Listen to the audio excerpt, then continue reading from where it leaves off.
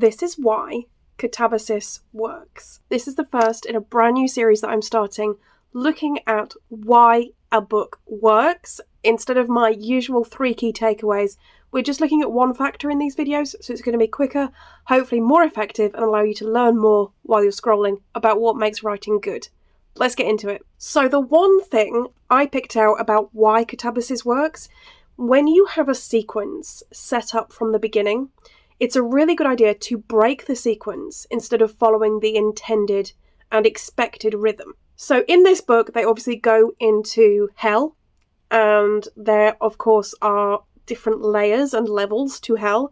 I won't say too much because I don't want to give away the whole plot, but the point is that you would expect them to have this long-winded procession through each of the different layers of hell, where they go into it, they don't know what to expect, they figure out what the deal is, and they figure out how to pass it, and then they move on to the next stage. And actually, at some point, this starts to get broken up, other things start happening, and eventually it's kind of abandoned altogether in exchange for a different route that takes them to where they want to go.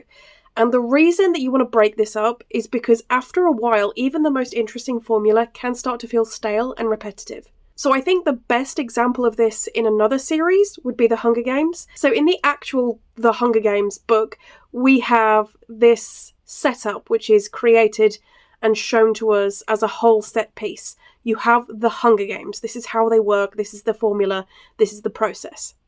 But then in book 2, again, this is full of spoilers for the whole series. In the second book, the formula is broken. They break that pattern at the end and break out quite literally of the games into something new. And in the third book, the pattern is gone altogether. Obviously, Suzanne Collins has done something very clever because she then has the opportunity to go back into that formula whenever we want her to. Whenever we need that little extra boost or a dose of the Hunger Games, we can go back in there at any time, because there are all these 74 other Hunger Games that have happened, which we can explore at our leisure.